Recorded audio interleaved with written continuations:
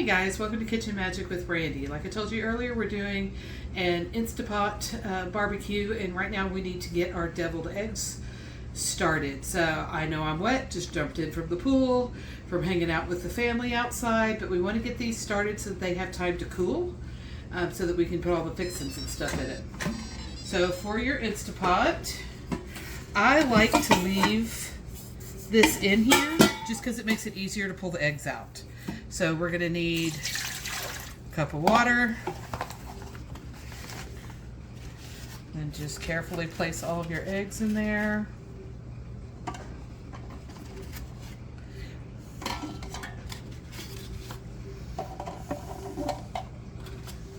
Alright, we're going to put all a dozen eggs in there. Just close it up. Make sure your valve is closed. You want to be on high pressure for 12 minutes. Where's my high? For 12 minutes. And then just start. You can go back out to the pool, hang out with the fam.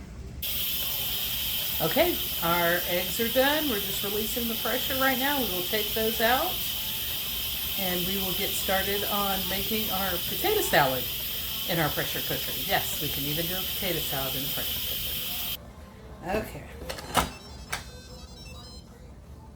We got that taken care of. This is why I like using the basket. Let's take our eggs out. Set them over there, let them cool. Then once those are cooled, we will get them peeled, and I'll show you how to make my deviled eggs.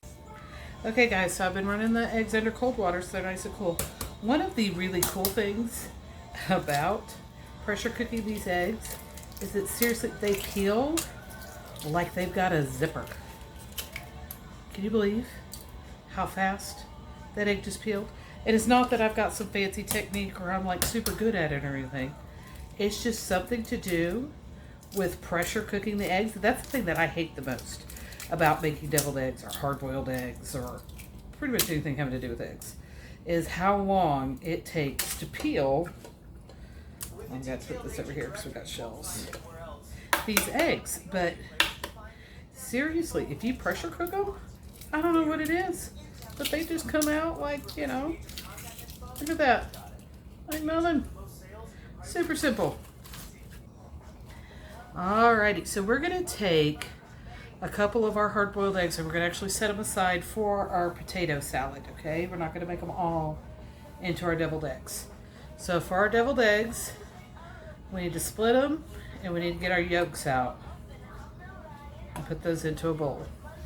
Alright, so I have all the egg yolks in here, okay? And we're just going to take our fork and mash them all. We're going to add probably about half a teaspoon of seasoned salt to it.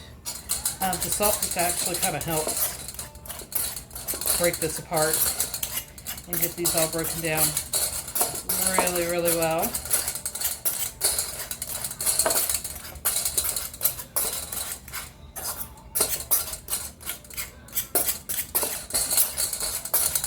So the traditional way to make deviled eggs is pickle relish and mayonnaise. But I have a couple of kiddos who just really don't like anything sour.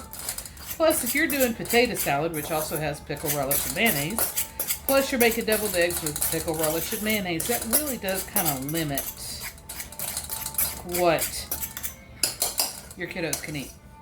So I actually got this recipe from this fabulous woman at a potluck.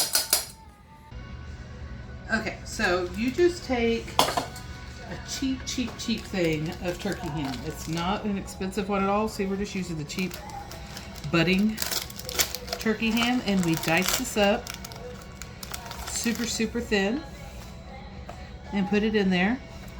And then we do everything else the same way that you do your normal deviled eggs. So you're going to add your mayonnaise, you're going to sprinkle with your paprika, but just instead of doing pickles, you do ham. And y'all, I mean, I thought at first, I thought that sounds weird. It is so good. You have got to try these deviled eggs like this. This lady was on point of knowing what she was doing. So apparently those folks in Bosnia really know how to make deviled eggs.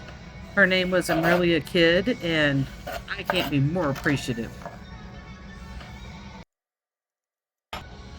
Alright, we got those all chopped up. Throw this in here with our eggs.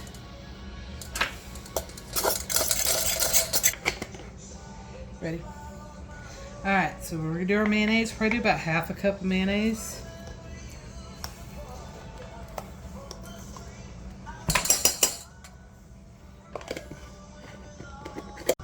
Alright, and then we're just going to mix that up real well.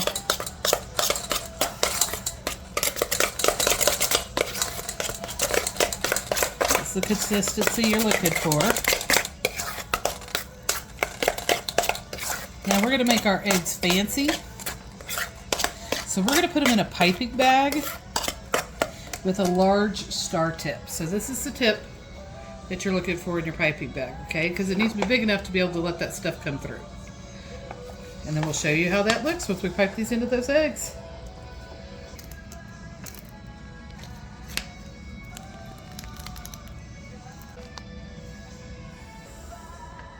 Alright, then we're just lightly sprinkling with paprika. A pretty look.